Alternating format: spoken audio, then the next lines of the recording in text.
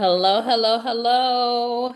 How are you guys? Hello, beautiful and amazing people. My name is Christina Yvette. Welcome to the Wealthy Trustee webinar. So tonight I am going to be teaching you guys how to set up a trust fund, okay? So we're going to learn the ins and outs of trust funds. And I'm going to teach you step by step. So you guys are going to learn how to set it up so that you guys are able to build wealth the right way. Because a lot of us, we're walking around here talking about we're building generational wealth, but in all actuality, what we're doing is we're making money, right? And we're just letting it stack up in the bank, and we don't know how we're going to transfer this wealth. So tonight I'm going to teach you guys how to actually transfer the wealth and how to protect the wealth for the next generation, okay? So, my name is Christina Yvette. I am the founder of a brand called 7 Ways to Wealth. And I will tell you a little bit more about myself in just a moment, but we're going to dive right into this webinar. So I got a couple of slides for you guys. After we're done with the slides, I'm going to open up the floor for Q&A so that you guys can be able to ask me any questions that you want based off of the information that I'm going to share with you guys tonight, okay? So we're going to be together for a total of 90 minutes. So stay tuned because I'm going to be dropping some gems and you definitely want to take notes, okay? So without further ado, let me go ahead and share my screen here so we could dive right in. All right, so my first disclaimer is that this is not legal advice or tax advice, so I am not a licensed attorney or a certified public accountant. So the objective of tonight is for you guys to learn what a trust is, some tax strategies, some wealth building strategies, how to actually set up the trust, how to operate it, who are the contributors when it comes to setting up a trust, and how to ultimately protect your assets. So if you came for that information, then you came to the right place, okay? And once again, I am Christine Yvette, so I'm your instructor for tonight. Some things that I want you to know about me is I'm young, right? I'm 35 years old. I'm a mother of three. I am a trust strategist. I have been a trustee since 2015. Okay. So I have been in this trust game for 10 years, operating and protecting my assets. And the way that I actually got into trusteeship was by way of real estate. So I became a real estate investor in 2015. And before I even was a real estate investor, I was a registered nurse. And so I was working 12 to 12, right? So I was working 7 in the morning to 7 at night. I was living paycheck to paycheck, making $22 an hour. I was frustrated because I had a baby, right? So I had a 1-year-old son that I could not take care of. I could not. So he was being raised by my mom because I was working 5, 6 days a week and I was barely making ends meet. And so I became extremely frustrated because the minute that I found out that I was spending more time in the hospital with my coworkers and patients than I was at home with my 1-year-old baby, I said, something's got to give. And so when I discovered that, I decided that I needed a second stream of income. I needed to make money somewhere else and not just depend on my hospital paycheck. So one day I was driving to work and this guy on the radio, his name is Dan Merrill, he goes and he's like, hey, do you want to learn how to flip houses? And I'm like, yeah, I want to learn how to flip houses. And so what I ended up doing was signing up for a 3-day seminar. And I learned so much about real estate in those 3 days that 6 months after I actually flipped my first property. And so when I flipped that property, my mentor, he taught me that I needed to put that property into a trust.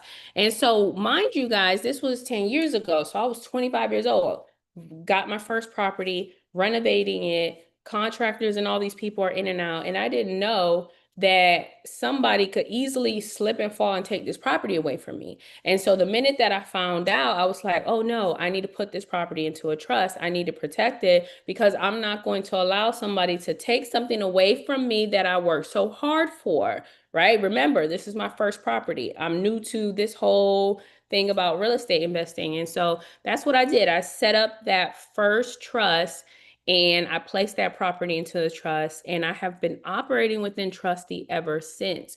So what I want to do is I want to teach you the strategies that you need to implement within your structure so that you can protect your assets. Because a lot of us, we don't think about that, right? We don't think about the things that we need to do in order to protect what we have right now, or what we need to do in order to even acquire those assets, right? Because if you guys don't have assets right now, if you don't have like a house or cash or any of that stuff, then you want to build the foundation first before you even get there, right? You want to do it the right way versus people like me and others to where we get the asset first and then we have to go and protect it after, right?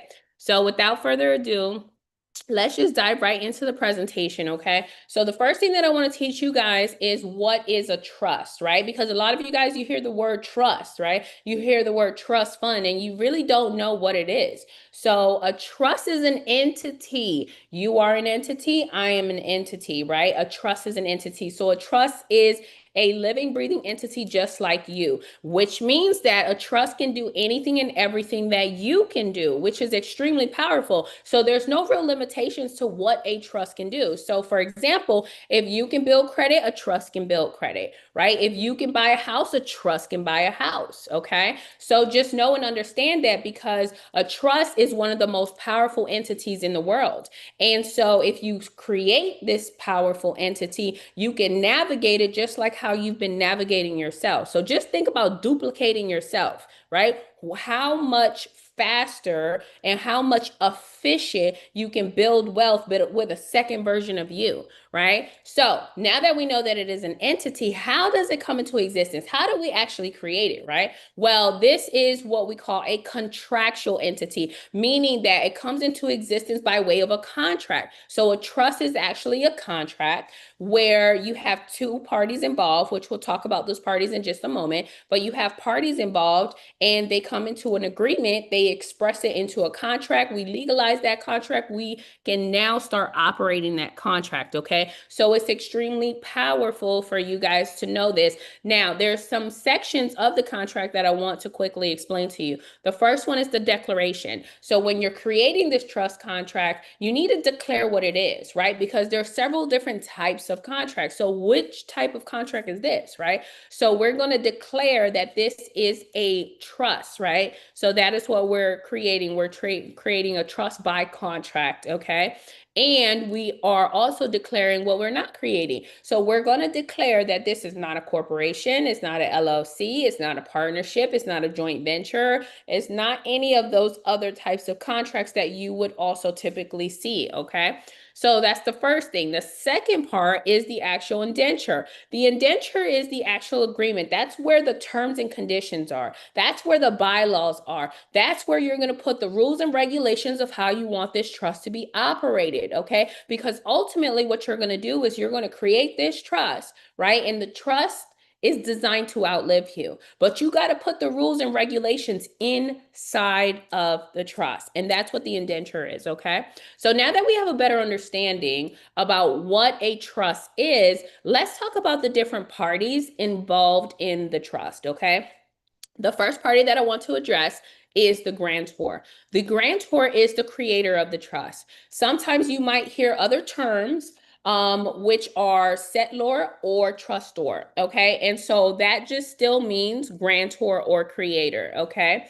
And so the grantor sets up the trust and they set it up for the benefit of somebody else. That somebody else is the actual beneficiary, okay?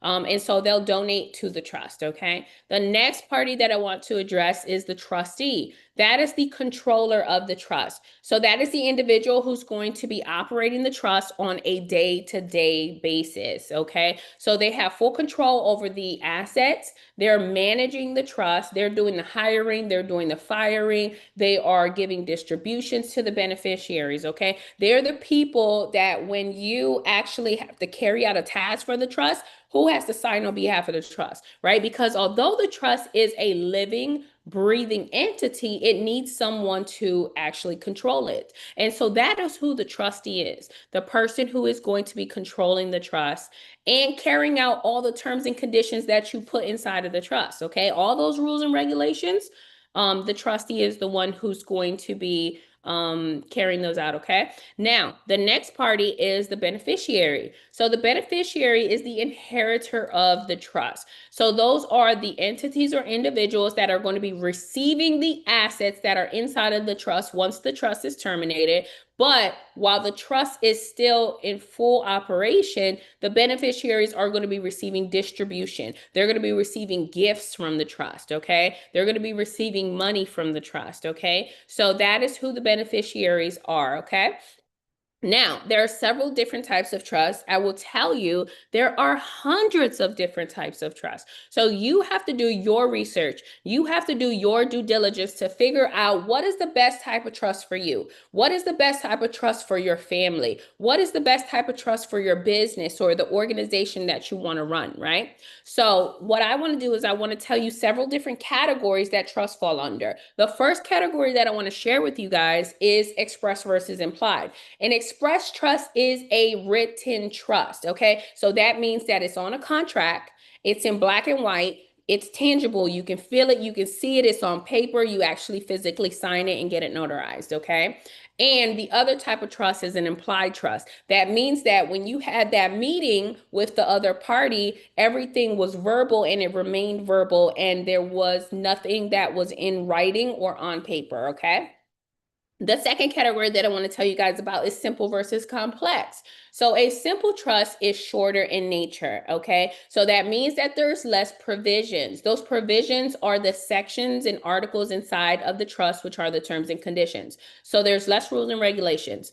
And with a simple trust, the trustee is required to distribute all the money that's inside of the trust. So the trust ultimately doesn't hold any funds. Whatever comes in goes out to the beneficiaries, okay? Versus a complex trust. So a complex trust means that it's longer in nature. That means that there's more rules and regulations and terms and conditions, right? And so because there's more entailed with a complex trust, the trustee is not required to distribute all the money, because sometimes you have to keep money inside of the trust in order to operate and maintain the trust, okay? And so I just need you to be aware of those. Now, the next category that I want to tell you guys about is discretionary versus non-discretionary. So a discretionary trust is where the trustee has full discretion to be able to make changes or, full discretion to be able to make decisions for the trust that are not inside of the trust. Meaning that, for example,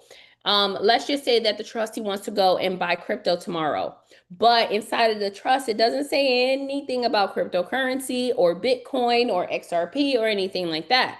Well, because it's a discretionary trust, that means that the trustee is able to make decisions for the trust even though it's not inside of the contract, because ultimately the fiduciary is what we call, the trustee is what we call a fiduciary. So that means that they're the only person to operate within that capacity, so they can make these decisions even though it's not in writing, okay? Versus a non-discretionary. So a non-discretionary means that they cannot. So that means that the trustee can only carry out what's inside the contract, and they cannot make any other type of decisions or take any other type of actions if it's not inside of the contract, which can be detrimental because sometimes things have changed, right? Like what, 30, 40, 50 years ago, we didn't have cryptocurrency, and now we do, right? So that's just an example. Now, the next category that I want to share with you guys is statutory versus non-statutory. So every single state has its own laws. Those laws are called statutes and codes, okay? And so if you have a statutory trust, that means that it has the state statutes and codes bedded inside of the contract, okay? So if you have a statutory trust, that means that one, that trust is going to be regulated by the state. Two, is going to be available in the public records. Three, is going to be registered with the state. Four, is going to be restricted to where it can only be utilized in that state because it has state statutes and codes embedded inside of it, okay? Versus non-statutory. So non-statutory means that there are no state statutes and codes. So you still choose a state where you're going to set up the trust, but there's no statutes and codes, which means that it doesn't have to be registered. It can remain private and not public. and it's not going to be regulated by the state, and you can operate it in the entire nation plus all of the US territories, which means that you're not restricted to only being able to utilize it in that one state. You can utilize it in all of the states, okay? So you have less restrictions with a non-statutory trust. Now, the last category that I want to tell you guys about is revocable versus irrevocable. When it comes to explaining about revocable and irrevocable, we are only going to reference one party, okay? The one party that we're referencing is the grantor. So what we're saying is that the grantor either has revocability or irrevocability. So let's just talk about revocability or a revocable trust, okay? So with a revocable trust, that means that the grantor is able to make changes to the trust, able to process amendments and modifications to the trust, able to remove the beneficiaries and the trustees. And if they were to place property, they're able to revoke or take that property out. And if they wanted to, they could terminate the trust at any point in time, okay? So because the grantor has so much power and control, this type of trust, typically they are the grantor, the trustee, and the beneficiary. So they're going to serve as all three parties within the trust organization, okay? Which means that this trust is actually seen as their alter ego. So this trust is not seen as a separate entity from them. This trust is seen as pretty much the same entity. It is seen as them, okay? So typically a revocable trust is going to operate under the grantor's social security. Now, that actually puts this type of revocable trust at risk, because if a creditor wants to come after the grantor, that means that they can come after the trust, okay?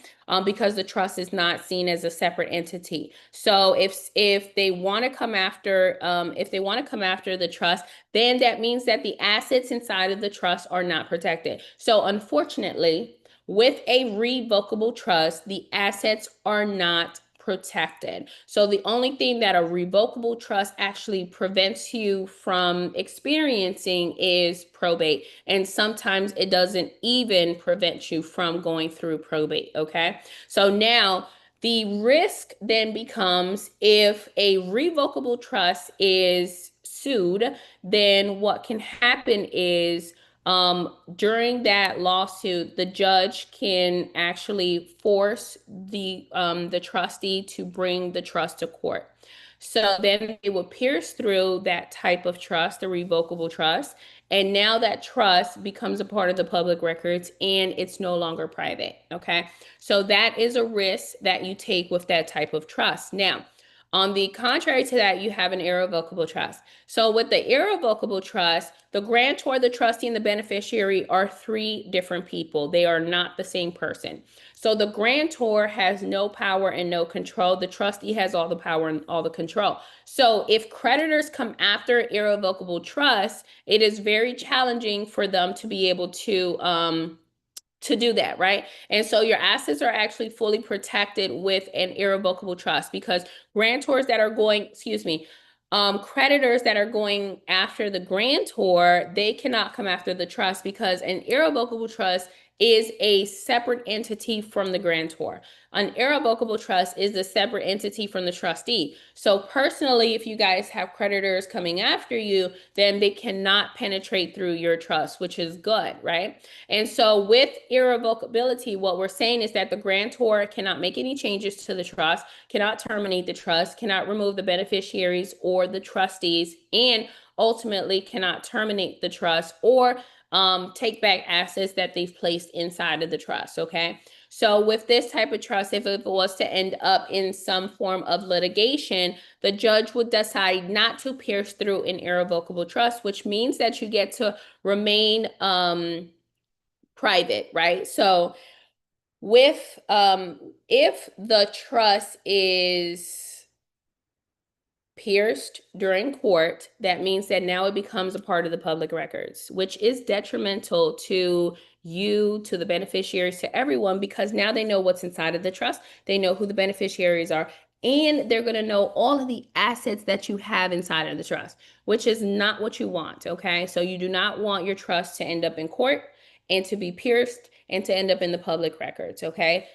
The whole purpose of you actually having a trust is for privacy. So let's continue on. So now let's talk about how to actually create a trust. The first thing that you need to determine is the type of trust that you want to create. Now, if you want to create a full bulletproof system to where your assets are fully protected, then the type of trust that you want to create is going to fall under these 5 categories. So first, it's going to be expressed. The second thing is that it's going to be complex in nature. The third thing is that it's going to be fully discretionary. The fourth thing is that it's going to be non-statutory. And the last part or category is that it's going to be irrevocable. So that is a fully bulletproof trust that is going to be hard to sue or hard for it to be penetrated through the court system, okay?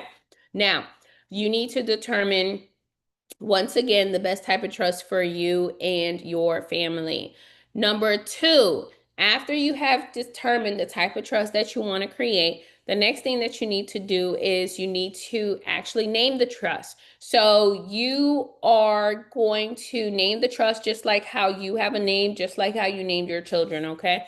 And the one thing that I want you to avoid is do not name the trust after yourself, because the whole point of you actually creating a trust is for privacy. And so if your name is John Smith, you don't want to name the trust the John Smith Trust, okay? So just keep that in mind. The second thing that I want you to know is that you don't have to even have the word trust in the actual name. So you want to use words that you can combine, but that are not going to tie back to you. So for example, let's just say that you live by a river, right? So you'll use the word river, and then what you're creating is an estate. So then you're going to name the trust River Estate, right? River Estate is not going to tie back to you. So you need to think in terms of privacy when you're naming your trust. Now, after you've named your trust, the next thing that you need to determine is who you're going to appoint in the different parties of the trust, okay? So you have a grantor, so you're going to choose who's going to be the grantor. You have a trustee, so you're going to choose who's going to be the trustee. You have beneficiaries. Typically, your beneficiaries are going to be your children, okay? And then lastly is a successor trustee. So typically, if you want to maintain power and control, then you will be the trustee of the trust so that you can continue to manage it. But remember, someone is going to have to take over after you, because the trust is designed to outlive you. So if the trust is designed to outlive you, then what is going to happen in the event that you expire? In the event that you become incapacitated, in the event that you want to resign from the trust, right? What is going to happen? So you need someone to take over after you. That person is going to be the successor trustee, okay? So they're literally going to pick up where you left off, okay? So please, please, please do not skip that step, because these are the mistakes that I see most people make, and I don't want you to make that mistake, okay? Now, let's move on. So the third thing is that we're going to actually create the agreement. So inside of the trust, right, we put all of those provisions, which are the terms and conditions that we are setting in this trust, right? And so one of them is spendthrift provisions. Spendthrift provisions are restrictions that we put in place for the beneficiaries so that they don't spend or blow the money, right? And so we have found that out here throughout history, the beneficiaries will dissipate the wealth that's inside of the trust. And so you want to put yourself in a position to where you get to control the money from the grave, okay? And so the way that you're going to do that is by putting the appropriate spendthrift provisions inside of your trust contract, okay? Because they have to abide by them if they want to receive any type of money, compensation, or distribution from the trust. So let's move on to number 4. In number 4, you're going to then legalize the trust. And the way that you're going to do that is by the trust being notarized. So you're going to use a notary public to witness the signatures of the grantor and the first trustee. And then they're going to witness and place their seal. That's what then makes the document or contract legal. And then you're able to start operating that legal contractual entity out here in society. So now that you have legalized your trust, it's now time for you to start operating it. The first thing that you're going to do when you're ready to operate your trust is you are going to go and open up a bank account for the trust. That is what we refer to when we're talking about a trust fund. That is a bank account where you hold trust funds or funds that belong to the trust, okay? So now you guys can actually connect the dot and see why we use certain verbiage, okay? So now, what you're going to do is you are going to choose a bank, a credit union, or any type of financial institution that actually offers trust accounts. I will tell you that not every single bank or credit union offers trust accounts. So you have to do your research and your due diligence to see which one in your local city actually offers trust accounts, okay? We also have online banks that offer trust accounts as well. Now, the type of account that you're going to create is either you'll open up a checking account, a savings account.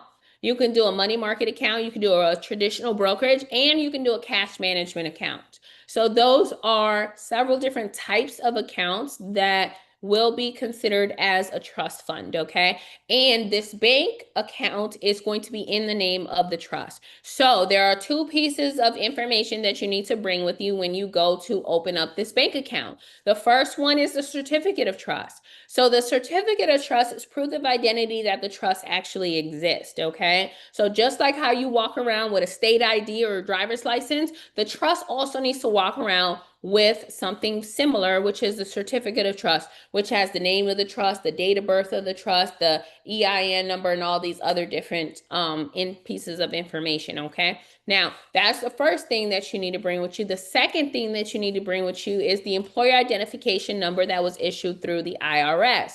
So you're going to apply for this EIN number, and they're going to give you a confirmation letter. And now that 9-digit number is associated with the trust, okay? And so now you can utilize that for banking purposes, okay? So now that you open up this bank account, you need to fund the account, okay? And so you're going to fund it with what the bank's minimum is. Some banks are zero. Some banks are $100, $500, $1,000, depends on the bank that you choose, okay? And you'll go ahead and open up that account and fund it. So you can fund it either with the minimum or with the desired amount that you want. If you want to put $1,000, $10,000, whatever it is that you want to put inside of the trust account, okay? Now that you have this bank account, you are able to officially transfer your assets inside of the account, okay? This is the mistake that I see people make the most. They'll go ahead and open up a trust and they've created it, but they never legally transfer their assets into the trust, meaning the cash, the cars, the house, everything, right? They never legally transfer and make the trust the owner of those assets, okay? So what you need to do is the first thing you're going to do is you are going to list that asset inside of the trust. There's a section inside of the trust where you list all of the assets that the trust owns. That's the first part. The second part is that you have to legally transfer. So for example, if you have a car has a title. You have to retitle the vehicle. If you have a house, the house has a deed. You have to re-deed that property into the trust, okay? In order for the trust to now be the owner of that house, in order for the trust to now be the owner of that car, okay?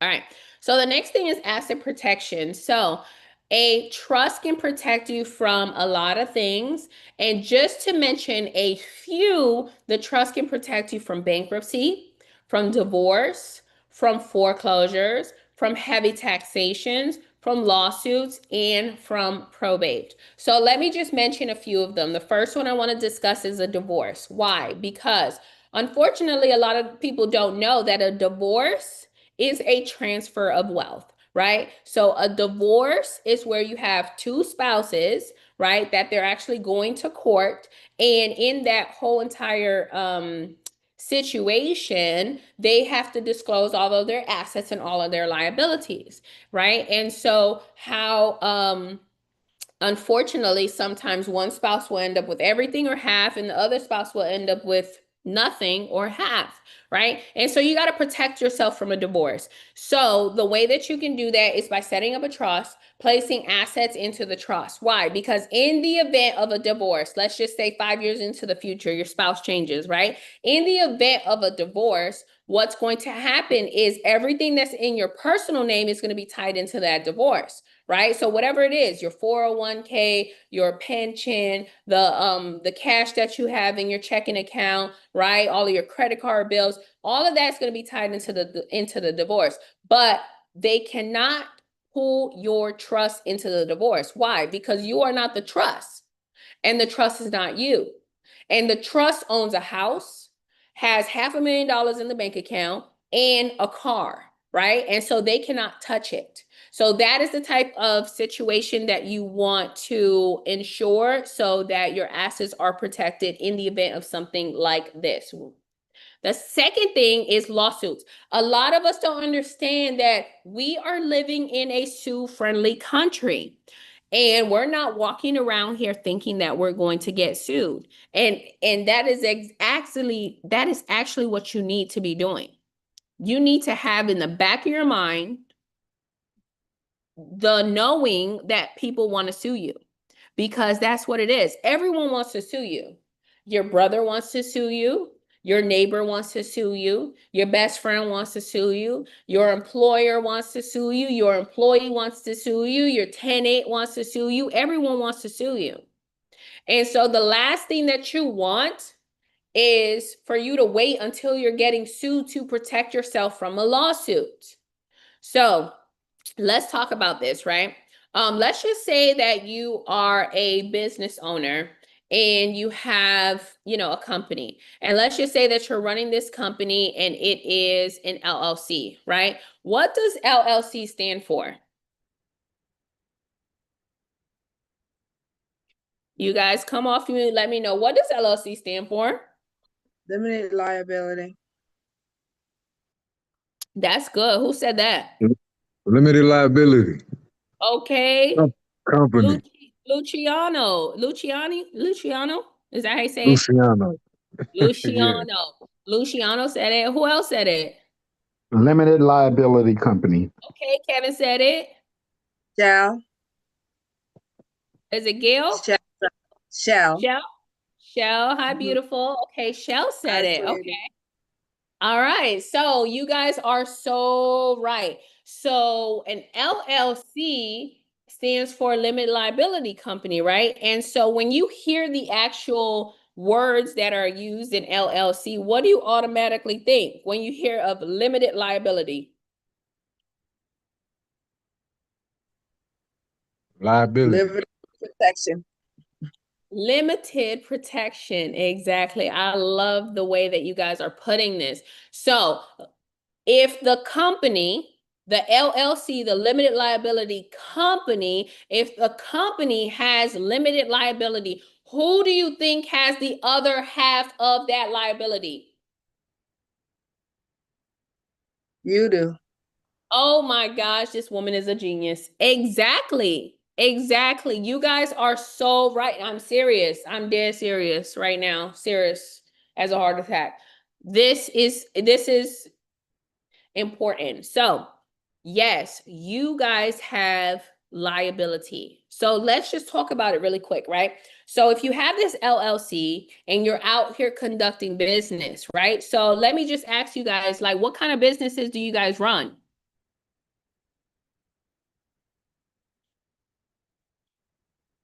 Any entrepreneurs in here? What kind of businesses? Are y'all into real estate? Are y'all doing trucking? What y'all doing? Funding. Funding. Okay, you see? What about you, Kevin? Kind of untap it. Real estate. Real estate, okay. Real estate, that's high liability, right? So let's talk about that, Kevin. So let's just say that you have this LLC and the LLC owns the property and you have a tenant in there and now they slip and fall, right? Who are they going to sue? They're going to sue the LLC. Let's just say Correct. that they sue the LLC for $500,000. The LLC don't have $500,000. Check the bank account, right? And so Right. if they pull that LLC into court, which is very easy, do you know how easy it is for them to know who the owner of the LLC is? Yes. Public record. All they have to do, uh, tell me, Shell. Public record. Yep. In the public Exactly. record. Exactly. So you guys are all over the public records. Why? Because it's on the Secretary of State. You went to the Secretary of State. You went and set up that LLC. You decided to put your name as the owner of that LLC. And now you all over the public records and your tenant can now know who is behind this LLC that owns the property or that running this business, right? And so now they decide, well, I had a slip and fall and I'm going to go sue the owner of this house, which is an LLC, right? So now the LLC is pulled into court, right? And now there's a judgment. The LLC loses, right? That person done broke their leg. So you have just had a judgment on your LLC for $500,000. And the LLC doesn't have $500,000. So now what happens? Well, the judge can decide to pierce through the corporate veil. So that little tiny itty bitty piece of protection that you thought you had with the limited liability, they can pierce through it and go after the owner, which is you. If they decide to go after the owner,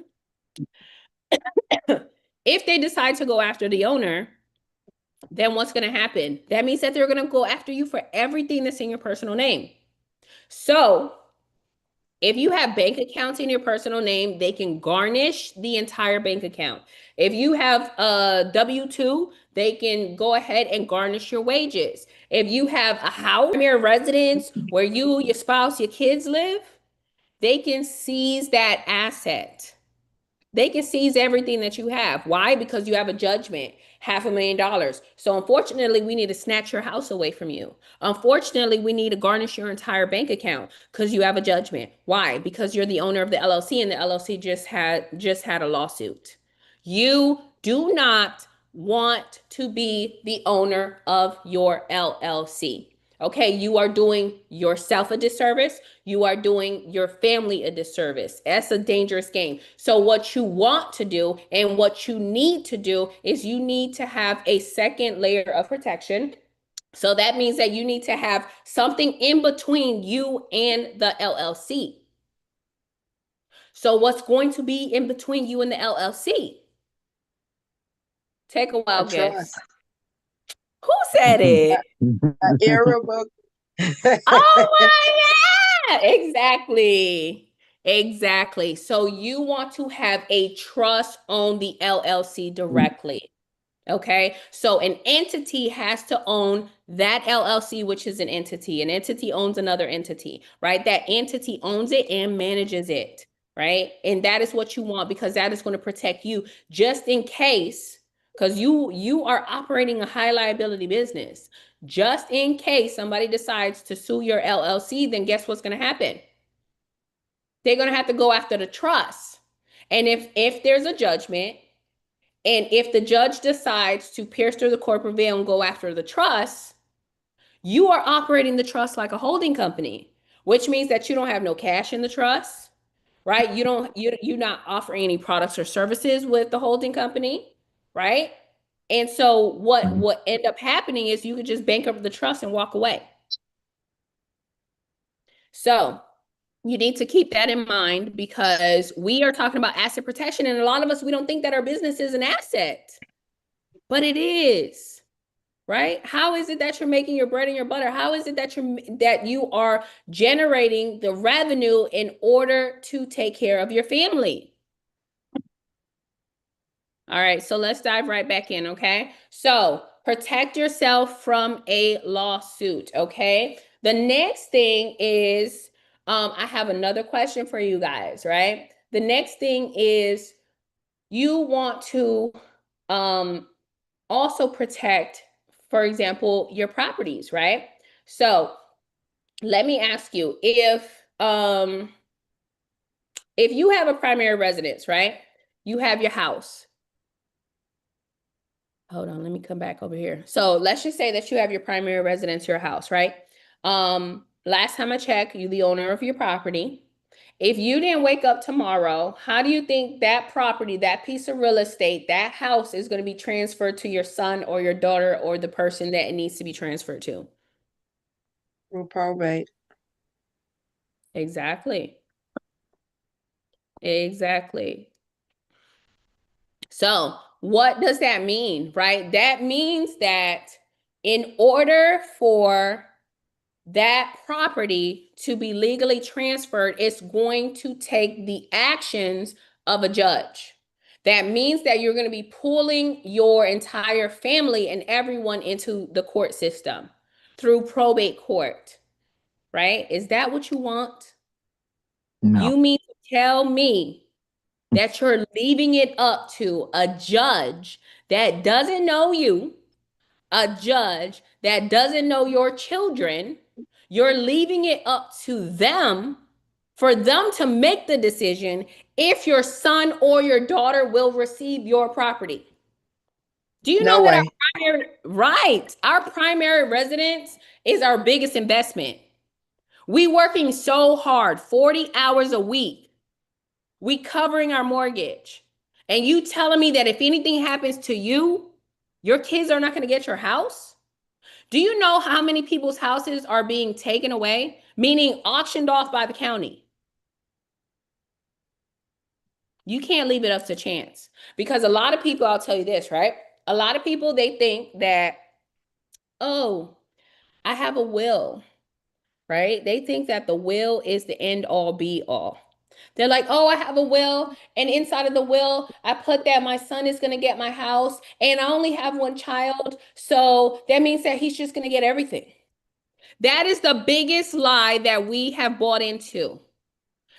First of all, what I want you to know is that a will is a wish list. A will is a set of instructions that is designed to be carried out in the probate court. So you mean to tell me that you're setting up the instructions for your family to automatically go to probate? So you setting them up for failure already. So it's a wish list where you are saying, I wish my son will get my house. There's no certainty in wishing. So when it comes to a will, what you need to know is that a will is not an entity. A will cannot own anything. A will cannot own the house.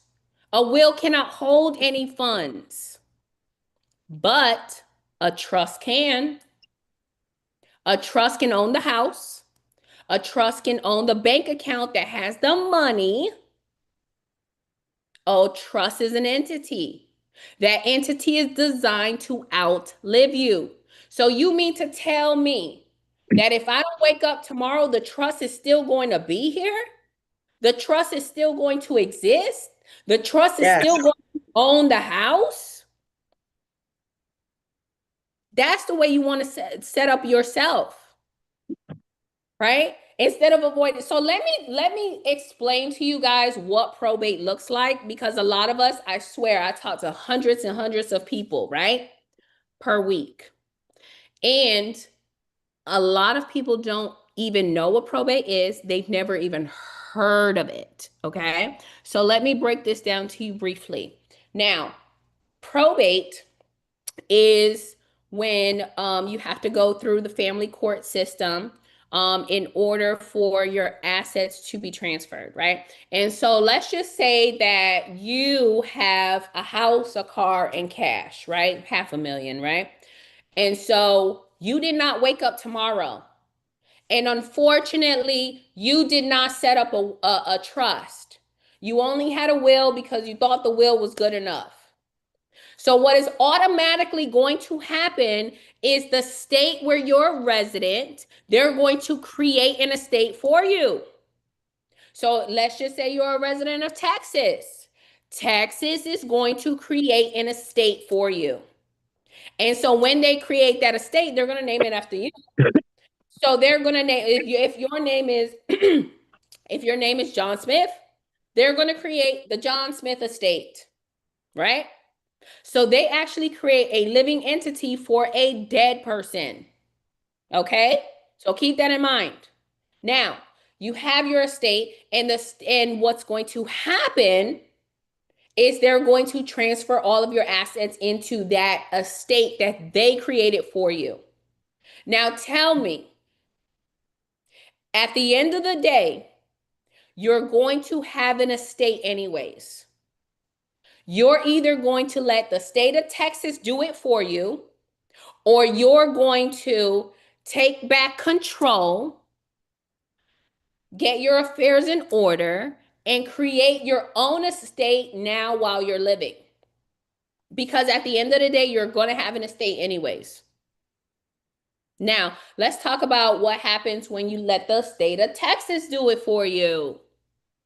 If you allow that to happen, once again, they're going to create the estate. They're going to transfer all your assets, the house, the car, the cash money that's in the bank. Your estate automatically goes into probate court. Your estate is going to be represented by a probate attorney. The first thing that the judge does is the judge is going to satisfy your debts or pay off your liabilities. Meaning that if you had credit card debt, right? You owe American Express, you owe Discover, you owe Citibank, Wells Fargo, all these people, the judge is going to pay off all that credit card. Right? If you have a student loan from 30 years ago that you totally forgot about, the judge is going to pay that off. But one thing that a lot of us don't think about, that I want you to think about, is one, there's many creditors that come after your estate, and these creditors come out of the woodworks. The second thing is that we don't think about the medical bills at the end of life. Do you know how much medical bills you're going to rack up at the end of life? You don't know. You got to pay the emergency room. You got to pay the ICU. You got to pay the nursing home. If you ended up in a rehab center, wherever it is, you have to pay all those people, right? Let's just say you have, right, insurance. Medicare, Medicaid, they want to be reimbursed. Okay? So that means that they're going to go after your estate.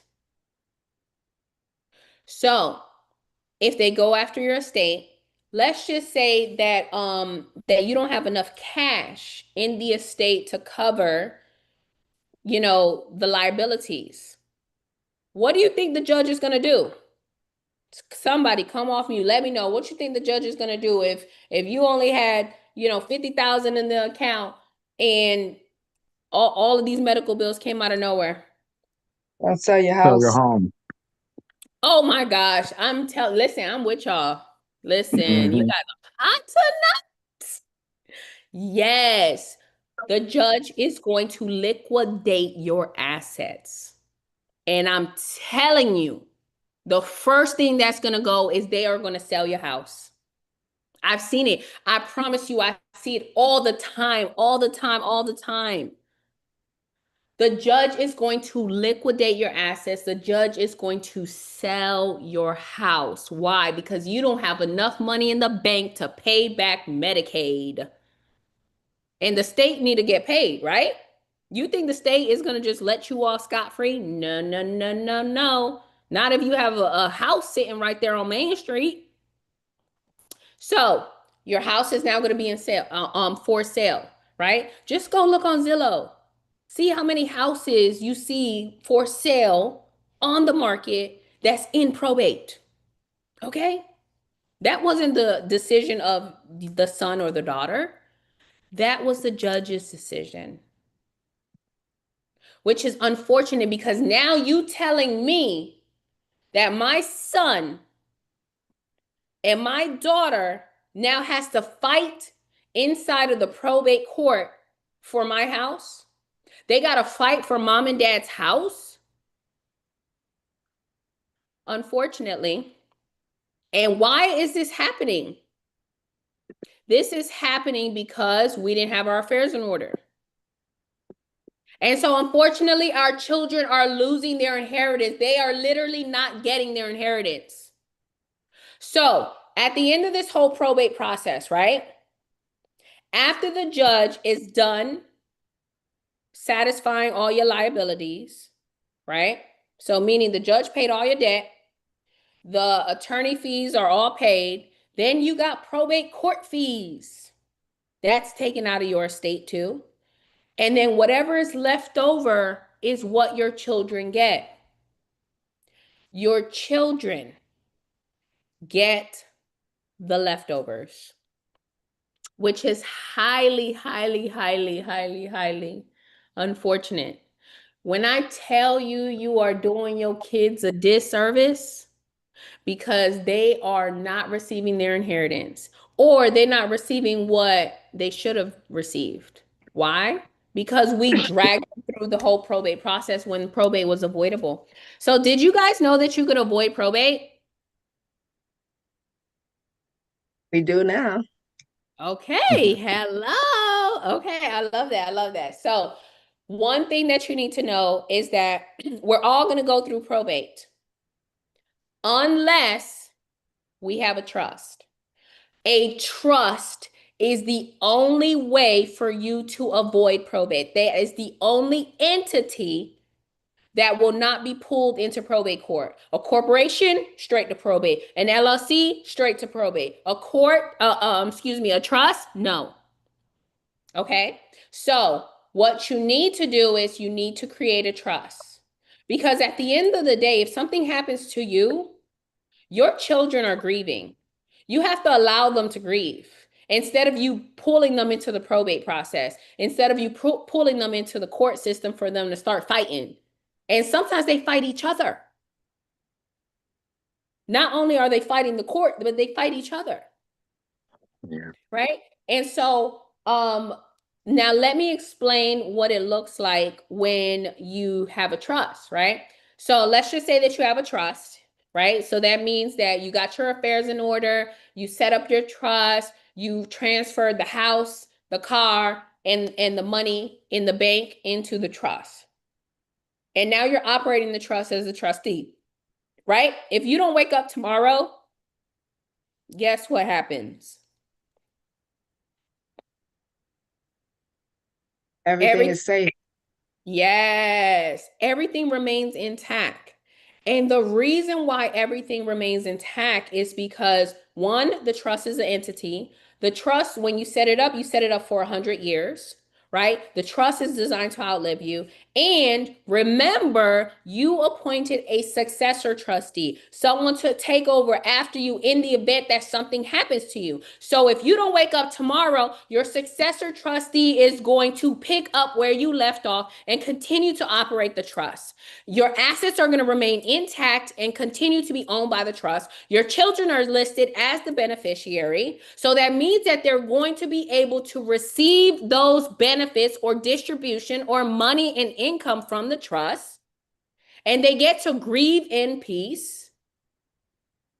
And they get to actually receive their inheritance, 100% of it, everything that's owed to them, everything that you want to leave for them. Right? They get to avoid the entire probate process, which is ultimately what you guys want. And the last thing is that debt that you had at the end of life, that debt dies with you because those creditors can only go after things that are in your personal name. They don't even know about the existence of the trust, and they cannot come after the trust. Why? Because you are not the trust is not you. So, Bank of America, charge off, done. That is what you want. Yes, that is what you want. Okay. So please, please, please, please keep that in mind. So let's continue on, you guys. I got a couple more slides and we're going to land this plane. Okay. So this is the wealth building formula. So this is how you are going to build wealth efficiently and effectively, okay? This is what you guys want. Hold on one second.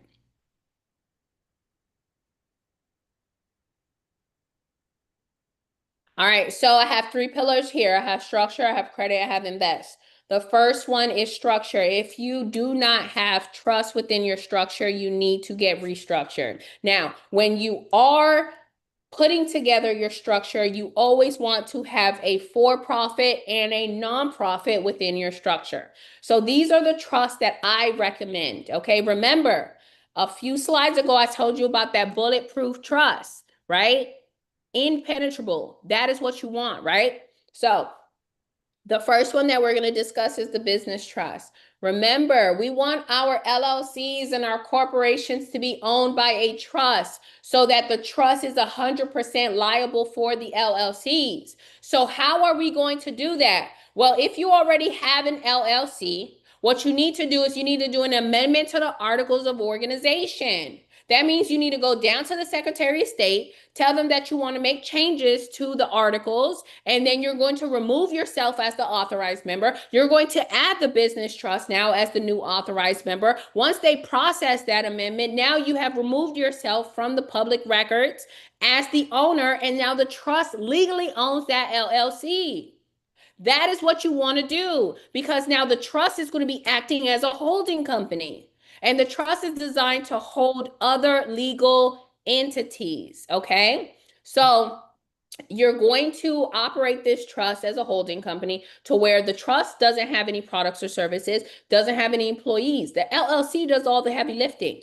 The LLC is the one that has the products and services. The LLC is the one who has the employees, okay? And so the trust is just there to own the LLC, and you as the trustee are there to manage the LLC, okay? So, now, what I want you to know is that with the business trust, another thing that you can do is if you don't have an LLC and you don't want to operate it as a holding company, then you can just establish a business trust just to start running a business. So if you want to go and do like, an Amazon store or retail, or if you want to do real estate investing, then just set up a business trust and go start, go start investing and going to start that company. Okay. Now, let's just say that this LLC, right?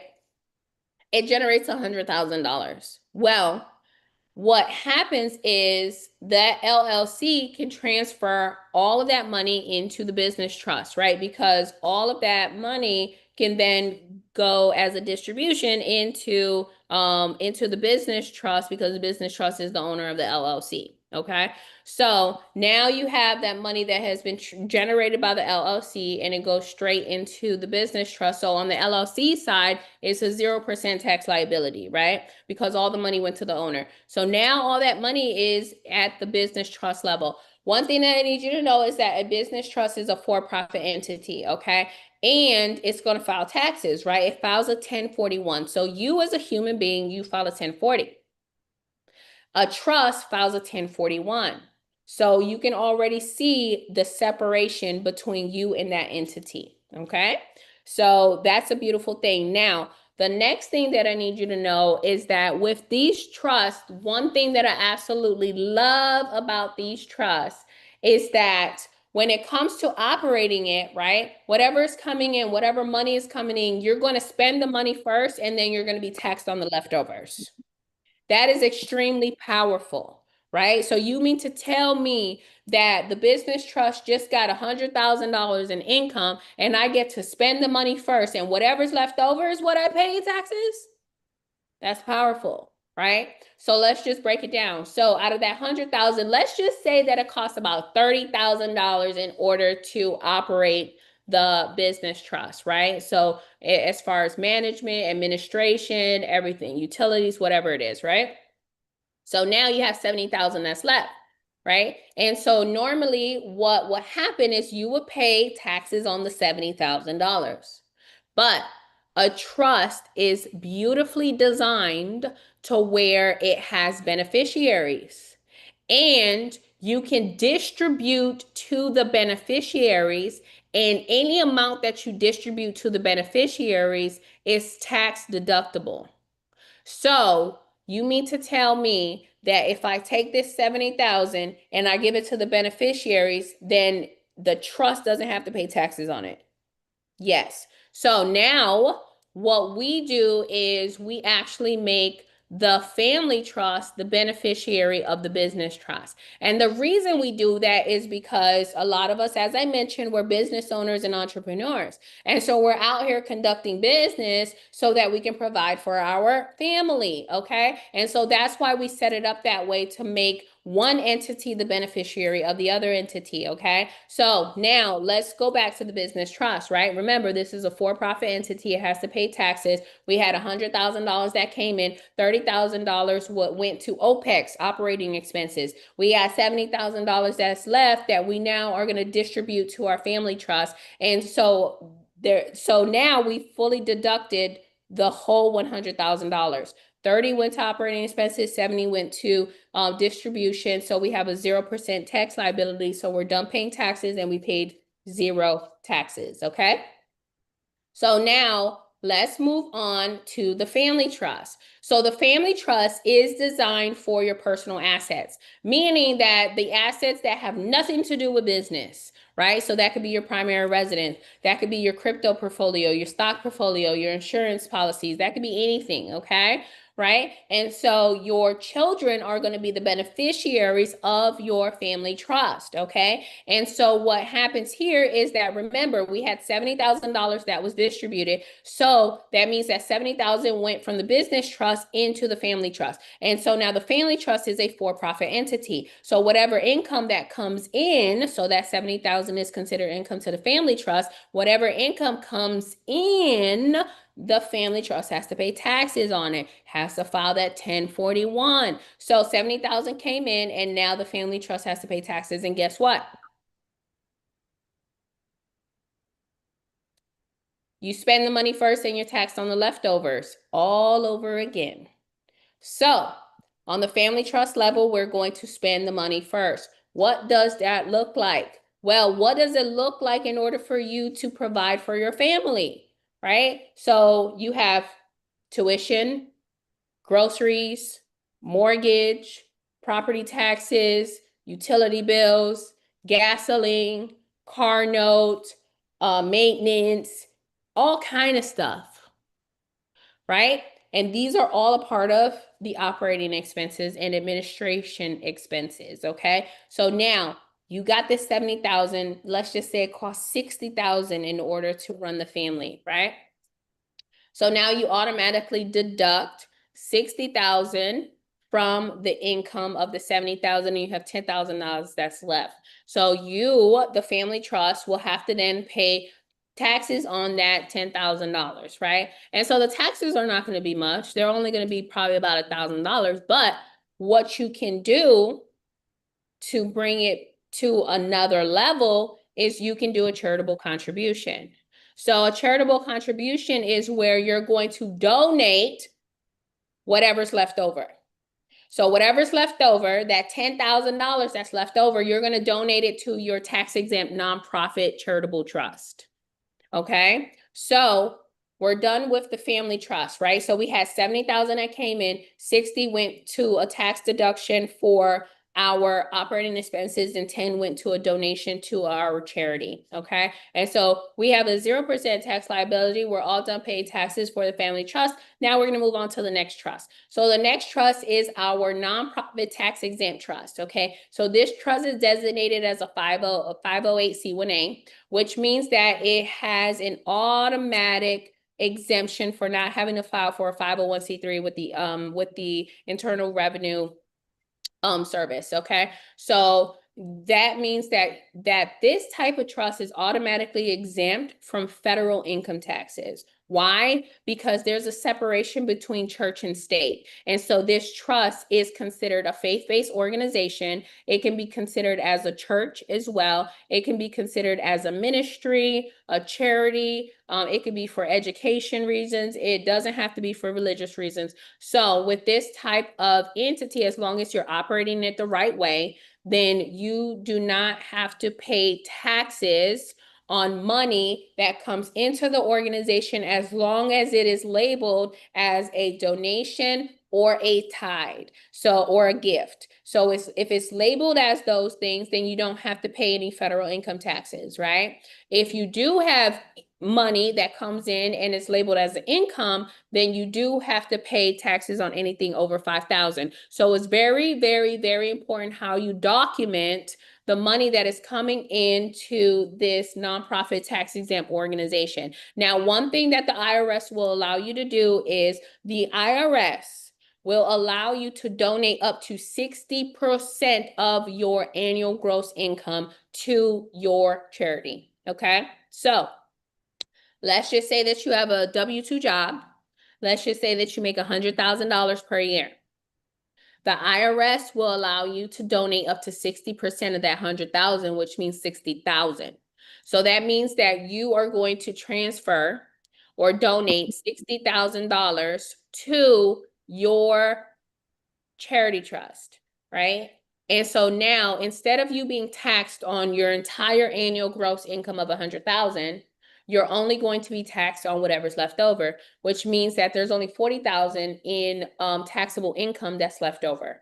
So you're actually going to be saving thousands of dollars in taxes that you can now allocate somewhere else, right? You can park that money somewhere else where it can now grow and bring back friends. That is what you want, right? So you definitely need a for-profit and a nonprofit within your structure. Let's talk about the second pillar, which is credit, right? So you need to put yourself in a position to where you are leveraging OPM. Other people's money, the bank's money. That is what you need to do. Why? Because the bank is doing that to you, right? And so one thing that I need you to know is that a business trust can actually establish business credit. Okay, you want to put yourself in a position to where you have a second credit profile that you can leverage, right? It's not only for you to leverage your own personal credit. That is not the end all be all. You want to be able to also leverage business credit utilizing these types of entities, because you'll then be able to qualify for higher lines of credit, right? So instead of you on the personal side qualifying for 20,000, on the business side, you can qualify for 50 or 100,000, right? And so that is going to allow you to be placed in a position to where now you have more funds that are available that you can now park in other places where it's going to generate income or it's going to produce some type of dividend or interest, okay? Which is ultimately what you want. You want to put your money in places where it's going to grow. Every single dollar that you park in the best vehicle possible, that dollar has to go out and bring back 10 cents, 20 cents, 30 cents, okay? That is what you want, because ultimately that is how you are going to be financially free, right? It is, unfortunately, we have bought into this lie, right? And so the lie that we bought into is what society wants for us, right? And so what society wants for us is for us to work 40 hours a week for 40 years, and for us to retire when we're 65. That is the rat race.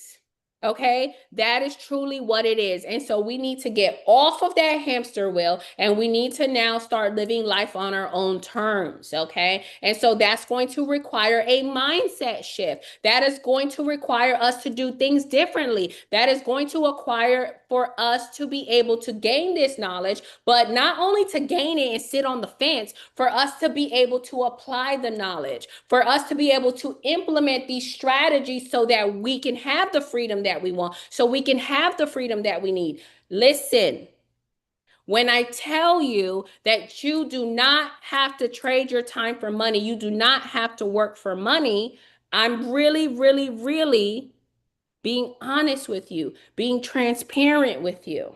So let me tell you a little story about myself, right? Remember at the beginning of the call, I told you guys that I was a nurse, right? And so I was really stressed out. I was really, really, really, really, really in that rat race, right? And nursing is hard. I loved my career. I loved it. I loved it. I loved my patients. I loved my coworkers. I loved the hospital. I love everything, right? but it was hard work. And so sometimes we need to work smarter and not harder, right? And so with this type of career, right? Because it was so hard, I decided that I couldn't do it for a long time, right? I had to be able to retire myself early. And so I decided that I was going to retire in 10 years. I was just going to give myself 10 years in that career. And I actually was able to retire myself in 8 years. So I retired myself when I was 31 years old. And one thing that absolutely frustrates me is that I had a coworker, right? And I love this woman to death, right? And my coworker at that time, she was about 65. And so I looked at her and I was like, and I could see how tired she was, right? Because standing for 12 hours is really draining on the body. And so I asked her, I said, why you don't retire? Like you 65 already. Like why you don't retire?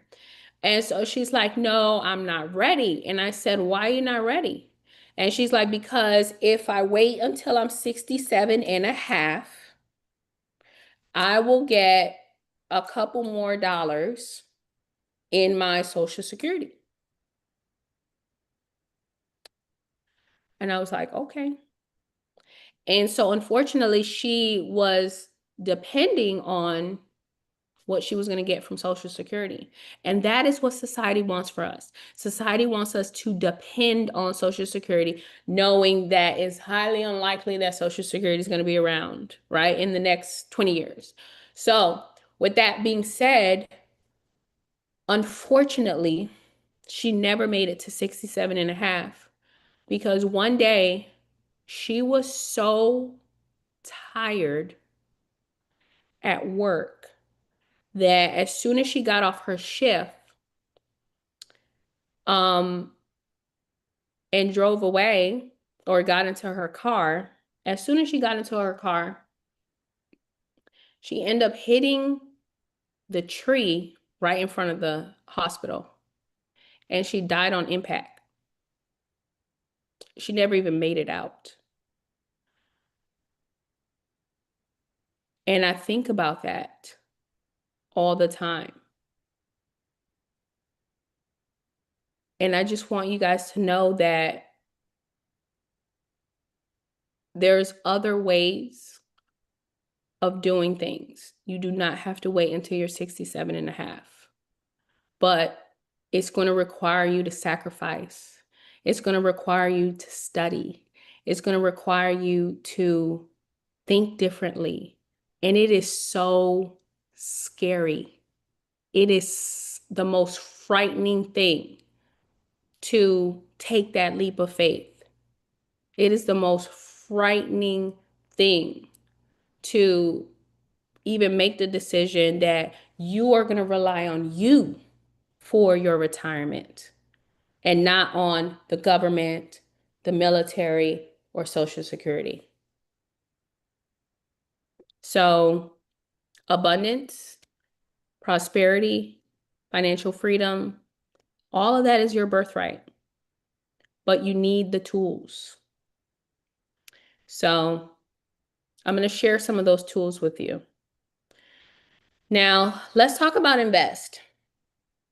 I absolutely love these two assets. The first one is Index Universal Life Insurance, and then the second one is real estate. Okay. So, first, let's talk about the IUL policies. So, IUL stands for Index Universal Life. Now, the policy is your liquid asset, right? Um, and so one thing about these types of policies is that a lot of people think that insurance is supposed to be used when they're dead. But in all actuality, insurance is supposed to be utilized when you are living. That's why it's called life insurance, right? So you just need to know that because it's not called death insurance, it's called life insurance. Okay. So we're going to be utilizing it when we are living. So now there's a lot of living benefits. So one of them is that it's tax free. The second one is that it actually gets to accumulate cash value. That means that whenever you're paying these premiums, right, you are actually building cash inside of that policy. Right. Another thing is that it's fully protected just in case of a lawsuit, meaning that if you own this policy in your personal name and somebody sues you tomorrow, they can't go after the cash that you have in the policy. So that is a beautiful thing. Okay. So now, the beautiful thing that I like about this in connection with the trust is that the trust can own the life insurance policy. You will be the insured. The trust can then pay all of the premiums of the life insurance policy. And then the trust is going to be receiving the death benefit in case something happens to you. Okay. So just keep that in mind. And now, with this, the thing that I love the most is that cash value, right? So when you are paying your premiums, right? Or let's just say that the trust is paying the premiums. When the trust is paying the premiums every single month, right? Let's just say the trust is paying $100. Well, $20 is going to go to the carrier for the cost of insurance. But then you have that $80 that's left. And so that $80 goes to cash value. And then you start to accumulate cash value every single time that you paying your premiums. Not only are you accumulating cash value, but the beautiful thing, especially about this policy, is that you see the words index universal life, is that this one is tying to the index, right? To an indice in the stock market. So it's actually going to be earning compound interest. The way that it earns compound interest is because it's going to be mirroring the stock market, specifically in indice. So you have the Dow Jones, you have the Nasdaq, and you have the S&P 500. So let's just say that the S&P 500 is doing 10%, right? So what's going to happen is the carrier is going to match that 10%. And it's going to give you 10% interest inside of your cash value, right? So 10% of what you have in your cash value, which is absolutely beautiful because this is actually risk-free, right? Right? Because your money is not directly invested inside of the stock market. It's just mirroring the stock market. So if the stock market crashes, that's fine because your money remains intact and you just will only receive 0%, right?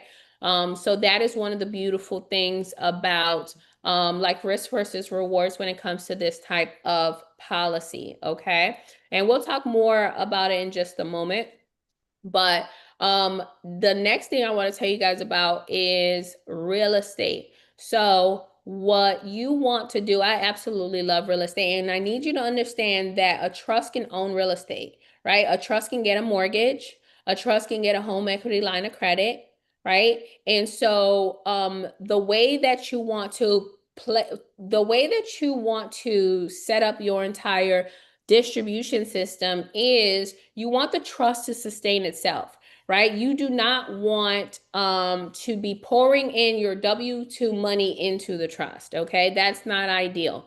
So the way that you're going to do that is by the trust acquiring assets. Then the trust is going to be able to have income producing assets that is then going to be able to sustain itself, right? So let's just say that the trust is going to purchase an investment property. So this investment property, let's just say it's a fourplex, right? So you have a fourplex, and one of the beautiful things is that you are able to acquire real estate zero down, right? So when it comes to that, what you need to understand is, for example, one way is using a DSCR loan, right? Those are one of my favorite loans. And so the lender will allow you to get up to 80%, right? So if you are acquiring this fourplex and you're going to get a DSCR and you're going to get 80%, then you're good. But now you need to be able to find the other 20%, right? And so the way that you're able to find the 20% is you need to leverage OPM, other people's money, the bank's money, right? You need to leverage the bank's money because the bank is leveraging your money. At the end of the day, when you get paid, your paycheck goes straight into the bank. And what do you think they're doing with it? They're lending it out, right? They're lending it out for credit cards, mortgages, student loans, all kind of stuff. So you need to do what they are doing, right? And so a lot of people think that the banks are actually getting rich off of these high interest loans and credit cards and everything like that. But in all actuality, the bank's number one asset is life insurance policies. So I need you to look it up. It's called BOLI, bank owned life insurance, okay? BOLI. And so if the bank's number one asset is life insurance policies, then your number one asset should also be life insurance policies, okay? So now back to what we're saying, right? So you need to be able to leverage OPM, leverage the bank's money. So you're going to be able to, remember we said you're going to be building this credit, right? And so you can establish credit for the trust. You can qualify for lines of credit and credit cards. And so let's just say that you qualify for a credit card for 50,000, right? You can then utilize that credit card, right? But the first thing that you want to do before you're able to even park that money is with this credit card, right? You're going to strip the credit card, and then you're going to allocate those funds, and you're going to flow those funds right into your index universal life insurance policy, okay? So that money is going to go right into your policy. Your cash value is going to go up by 50,000. And remember, it's mirroring the market. So you're putting yourself in a position to where you're paying yourself first, okay? And so that 50,000 is now going to be accumulating compound interest because it's mirroring the market, okay? But at the end of the day, you need to be able to use that money for the down payment. So what you're going to do is you are going to request a loan from the life insurance company, right? So the carriers, they're going to look at your cash value, and they're going to see that you have 50,000 in there. And so they're going to be like, absolutely, yes, we will lend you $49,000 from our own money.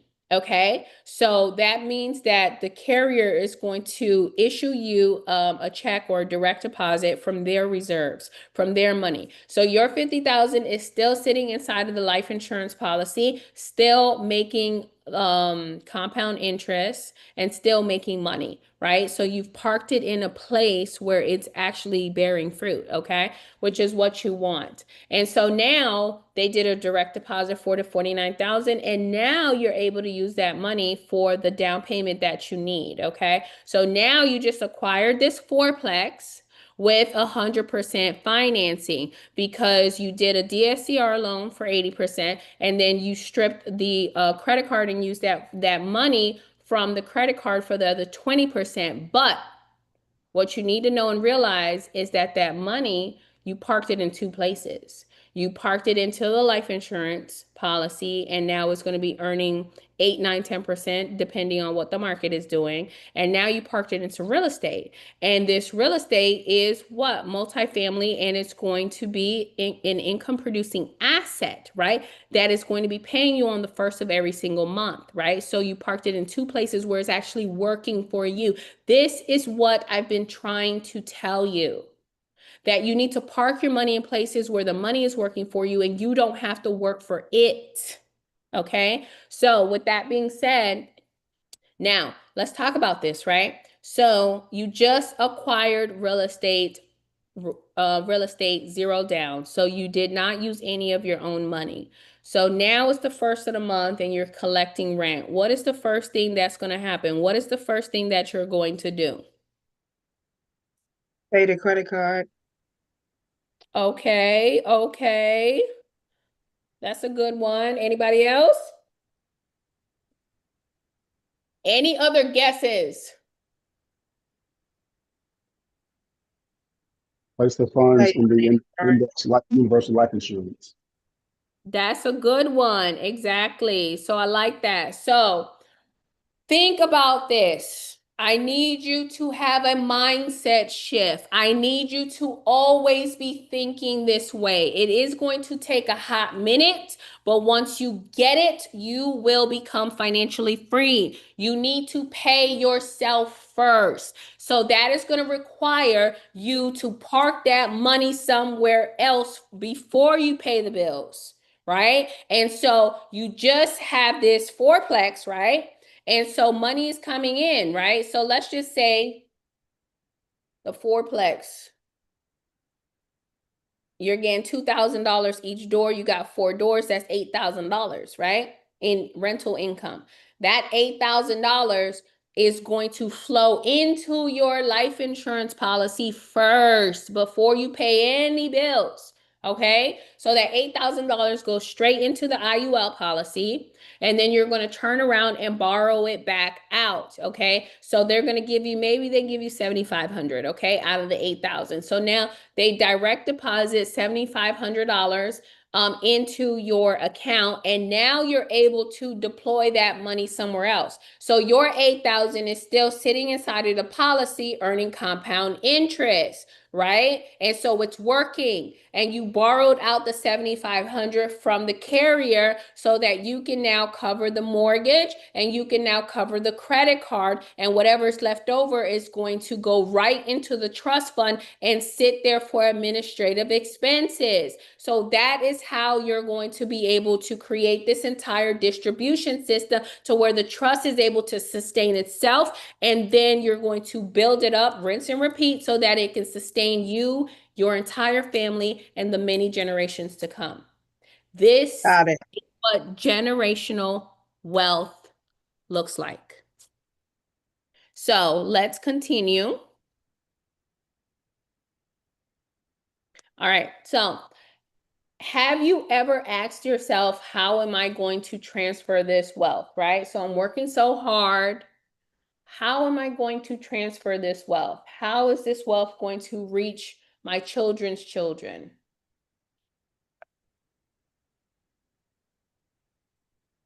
Well, this is how you're going to actually transfer wealth, you guys, okay? So what I want you to know, excuse me, hold on a second.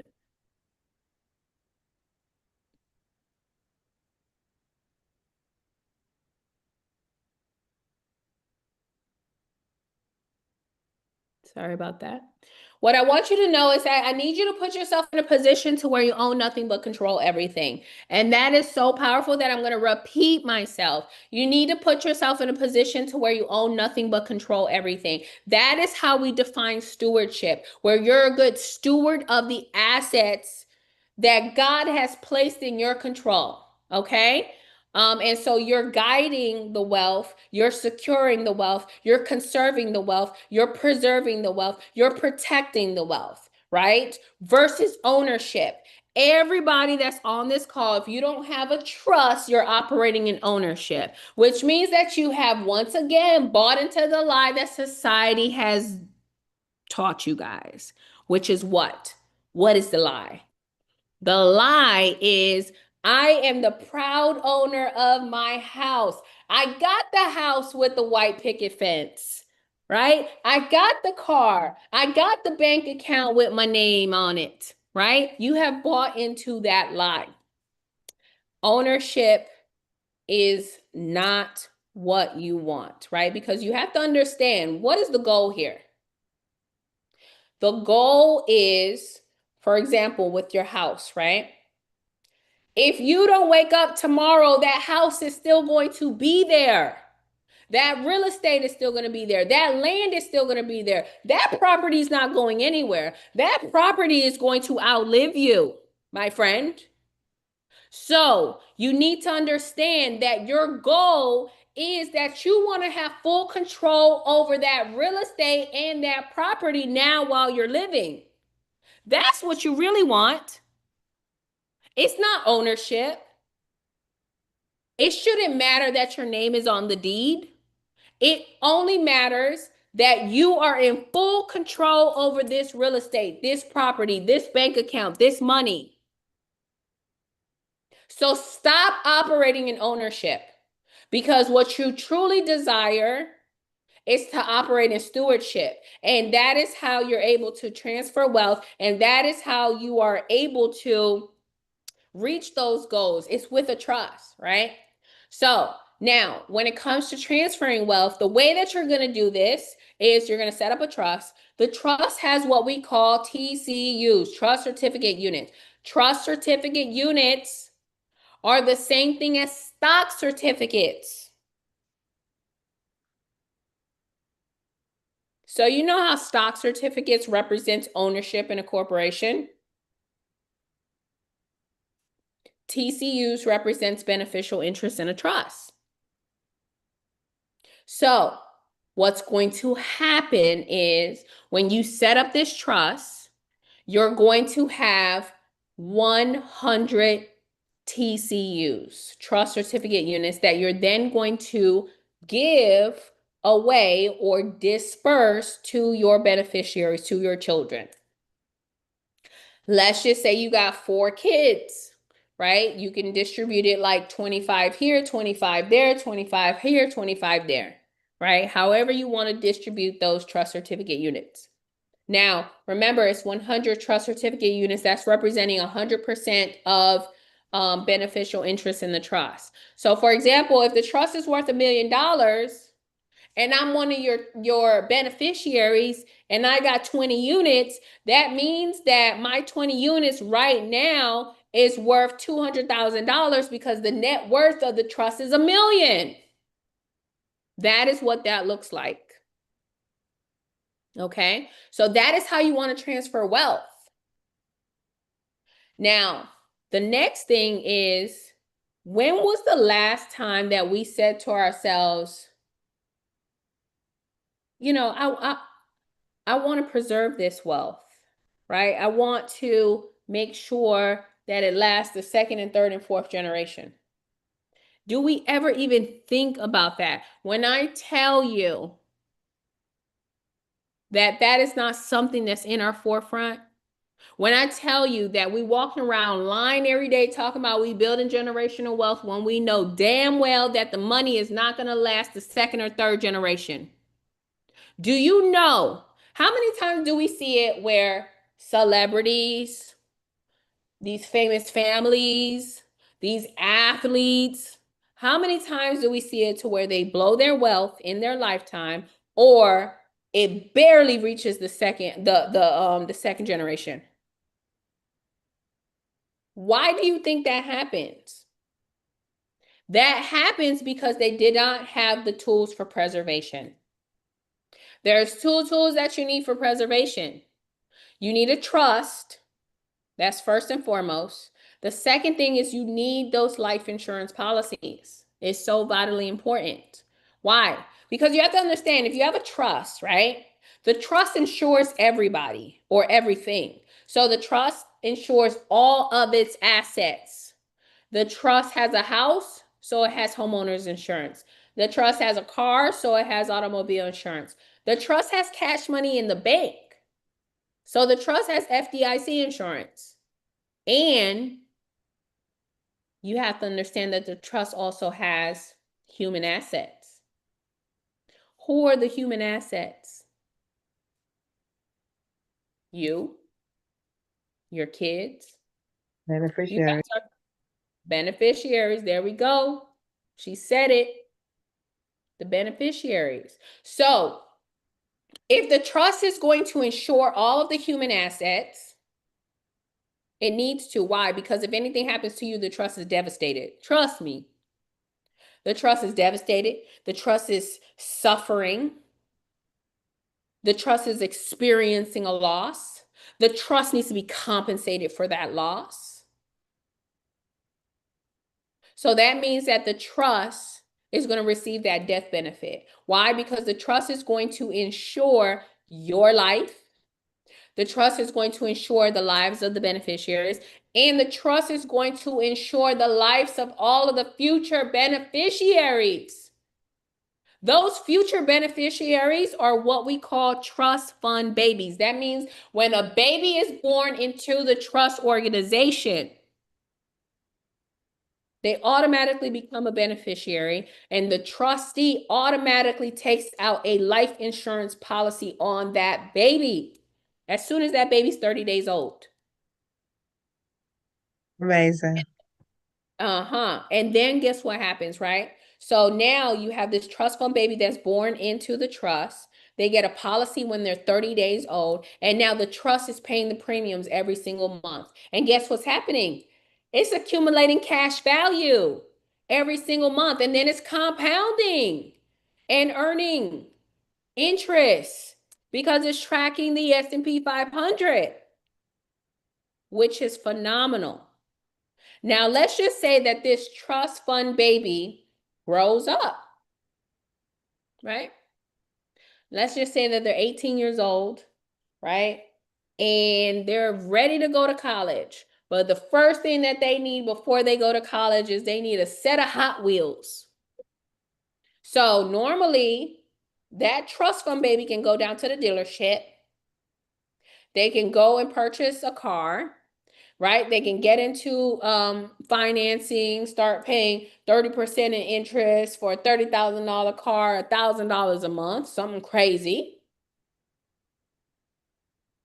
Or because they are the trust fund baby of a trust, because they're the beneficiary of a trust, they can go to the trust. So now we have this beneficiary that is going to the trust and they're going to request a loan. Like, hey, I'm 18. I'm going to college. I need a car. They're going to ask for $30,000. Like, cough it up, right? And so the trustee is obviously going to evaluate the situation. And the trustee is going to issue a check to the beneficiary for $30,000. This is a loan, okay? So now that beneficiary goes and buys their car cash. And instead of them paying the dealership $1,000, they get to now pay the trust $300. And so now the trust is making a little bit of money, right? And so let's just say 1 year into the future, the beneficiary is like, I don't feel like paying this $300 anymore. Right? And so they default. That is okay. That they default because the loan was a risk-free loan. And the reason being is because the loan did not originate from the trust. The loan originated from the beneficiary's life insurance policy. What happened was, as soon as the beneficiary requested a loan from the trust, the trustee contacted the insurance carrier and requested a loan from that beneficiary's life insurance policy. And because they have accumulated so much cash value throughout the decades, throughout the years, the insurance carrier issued out a direct deposit into the bank account of the trust fund. And then the trustee was able to issue that $30,000 to the beneficiary. So it was a risk-free loan because you do not have to pay loans back for the life insurance policies at all. Those loans are automatically deducted from the death benefit. So what is going to ultimately happen is when that beneficiary transitions, that death benefit goes straight to the trust. And so that loan is forgiven. And the trust is going to ensure, once again, the trustees, the beneficiaries, and all of the future beneficiaries. This is what preservation looks like. You need the two tools. You need the trust and you need the life insurance policies, because now you're creating a distribution system. So these are the books that I recommend. I recommend What Would the Rockefellers Do? That's a really good book that teaches you guys about trust and life insurance. The other one is that of The Art of Passing the Buck, Volume 1 and 2. It teaches you about trusteeship. The next one is Family Wealth, which teaches you how to run your family like a business, to where you are the CEO of your family, to where your spouse is the CFO of your family. That is how you need to be running your family, like a business. And the last one is the Complete Book of Trust that teaches you about the hundreds of different types of trust. So this is a short video that I want to show you guys, and it's from an individual that took action on the information that we provided tonight, you guys. Well, kudos to you all. Again, Christina, it's been a wonderful experience. I've been looking at your videos on YouTube for a while, and there are a number of people offering trust these days, and I guess that's the big thing. Don't own anything, control everything. That kind of, I didn't say it correctly, but that is the sentiment. And so it seems like the don't own anything, control everything. That kind of, I didn't say it correctly, but that is the sentiment. And so it seems like the playing field is being leveled now from the rich and people who weren't privy to this information. So thank you for being such a great asset to a community that didn't have this information. And you made it so simple. Thank you for the recordings. Thank you for the step-by-step instructions. Things that we can go back and look at. So we do appreciate you. And thank you, Mondo. That was a great explanation of infinite banking. I know a number of people are talking about that, but they make it so complex. And his presentation was nice and succinct and very informative. So this has been an overall great experience. I definitely will recommend you to others. So take action on the information that we provided tonight, you guys, because a trust could be your new way of doing business, could be your new way of banking and creating this whole private money banking system. And it could solve a lot of your problems dealing with asset protection, dealing with saving on taxes. So what you need to do is you need to treat it serious, right? You need to treat this like a big business. You need to treat this like the Amazon and the Google, not like a small mom and pop shop. This is not what that is. And once again, I told you it's going to take a mindset shift because unfortunately you have to change the way you've been thinking so that you can get different results versus the same results. Okay. So let's work together. I have a program that teaches you guys how to actually set up the 3 trusts that we spoke about. So there's 3 different offers here. The first one is do it yourself, where you can enroll into our course. So it's an online course. It has 43 video modules, and you get all of the templates that you need for all of the 3 trusts: the business trust, the family trust, and the nonprofit tax exempt trust. Okay, so you get lifetime access to the course, plus all of the resources and ebooks. So all of the books that I mentioned, you get them in electronic version. And some of those books, if you buy them alone, is over $800, okay? So with the resources, you get every single thing that you need in order to efficiently and effectively operate your trust. Meaning that if you need to transfer your house, we give you the quick claim deed templates. If you need to go open up a bank account, we give you the templates. If you need to go file taxes, we give you the templates. So we give you every single thing that you need in the resources, right? Because we teach you more on a standpoint of trusteeship, right? It's not only about setting up the trust, but it's also about how to actually operate it, right? How do I actually manage this thing, right? And so that's one thing that a lot of people don't teach you, right? So another thing is that we are building a community. So we have a private Facebook community that you guys get access to in a Telegram chat where you're able to chat back and forth with like-minded individuals. So our community has over 1,300 trustees, and these people are in your city and your state, and you have access to them, okay? So the do-it-yourself course is only $997. The second option is Done With You. Done With You is where we will do a workshop. This is live, it's on Zoom, and it is Monday through Friday. So it is 5 days long, okay? So we meet Monday through Friday from 11 in the morning to 2 p.m. Eastern Standard Time, okay? So let me break it down. On on Mondays, we set up the business trust. So I break down every single paragraph of the trust so that you guys can understand the contents of the trust. It's very, very, very important for you to understand what's inside of the trust so that you know how to operate it. Okay, so I break down every single paragraph. That trust indenture alone is over 50 pages. So we go over all of that so that you guys can understand. And then we open up the floor for Q&A so that I can answer all of your questions. Now, being in that type of environment is life-changing because there are people inside of the of the Zoom call that they're asking really good questions that you didn't know that you wanted to know.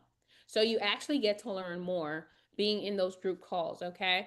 On Tuesday, we focus on the family trust. So we are going to go over the indenture and then open up the floor for Q&A. Wednesday, we focus on the tax exempt nonprofit trust. Then I show you guys how to get your EINs with the IRS and how to go down the ordination process if you guys want to become ordained ministers. And then on Thursday, we focus on OPM, other people's money. So I show you guys how to open up a bank account for the trust, how to have board meetings for the trust, how to document promissory notes for the trust. And then one of our educators comes in and teaches you about business credit and funding so that you can get OPM, other people's money, the money that you need in order to really jumpstart this trust organization, okay? And then the last day is Friday. So Friday, we focus on asset protection. So the first thing that you do is you take an inventory of your assets. And then after that, we focus on transferring your real estate via quit claim deed. So I'll show you how to fill out the deed and where to actually record it with the county recorder's office. And then we show you how to transfer your vehicles.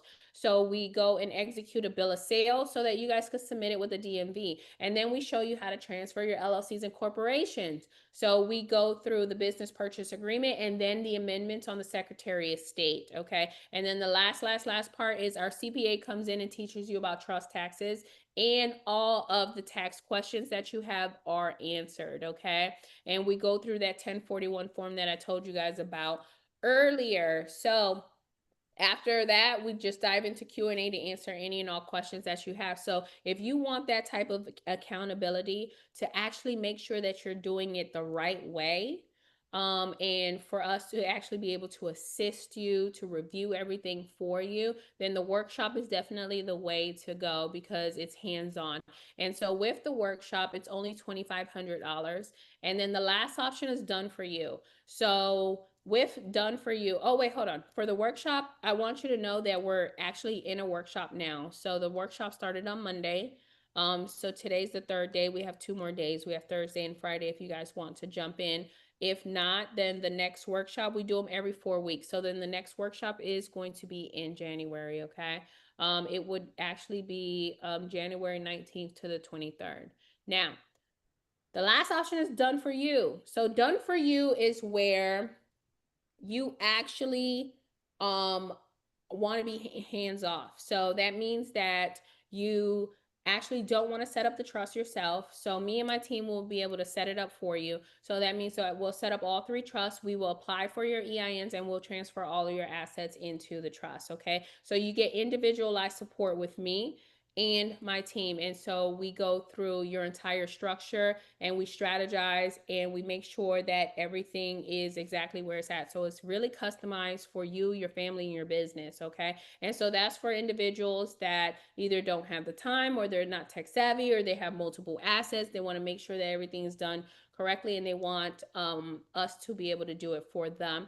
So the done for you is only $7,500, you guys, okay? So with that being said, if you guys are interested, I will show you in just a moment what the program looks like, what a trust looks like.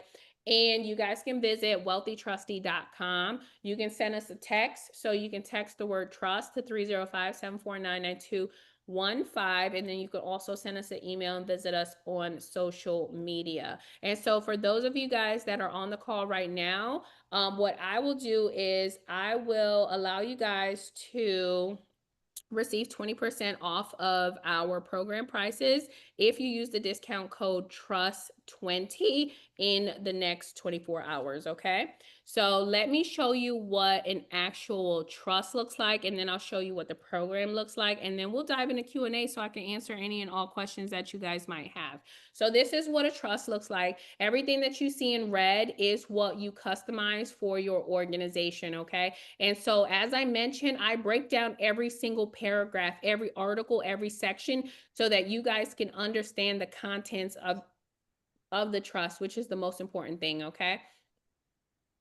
Now, this is the actual program. This is the online program that you will be entering into. And so you get lifetime access to the program. So this is what it looks like, okay? So the first thing that you're going to do is you'll go through trust entities. So we go through what a trust is, and then who are the different parties involved: grantor, trustee, beneficiaries, successors, protectors. And then we go through the benefits and the different types of trust. Then I show you how to set up the tax exempt trust. Then I show you how to set up the private family trust and how to set up the unincorporated business trust. Then we go through tax strategies so that you can understand how to operate tax exempt, and so that you can understand the difference between the for-profits and the nonprofits.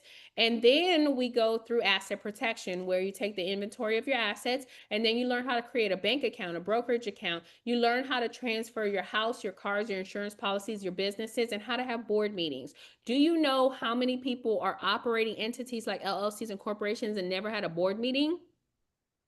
Now, lastly, we go through wealth creation. So we show you how to actually build that business credit, how to invest in stocks, and how to do the infinite banking with the life insurance policies. And then you have all of your resources, your ebooks, and we teach you about the legacy crest. So with that being said, I want to open up the floor for Q&A so I can answer any and all questions that you guys might have based off of the information that we provided tonight. You guys have any questions? Yes. All right, go for it. So if you wanted it done for you, but you also wanted to attend the 5-day class, could you do that with the price you're paying? Absolutely. So if you enroll in Done for You, you get the program and access to the workshop, and it's all lifetime. So you get everything. Fantastic. Thank you. Yes, you're welcome. That was a wonderful question. Thank you for asking that. All right. Let me check on the chat to see if there's any questions. Do you have an affiliate link? Yes, we do have an affiliate program. So Ivy, can you put the link inside of the chat for people who want to join our affiliate program? So you do not have to be a student in order to join the program.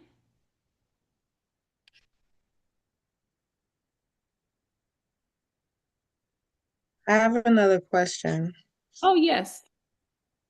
So if you have a group and we wanted you to come out and actually speak to them, are you available for stuff like that? Yeah, I do speaking engagements in person. So like, yeah, I do live speaking. So absolutely. So as long as I have the dates available, like as long as the dates work, yes. You have my yes. Fantastic. Thank you. You're welcome.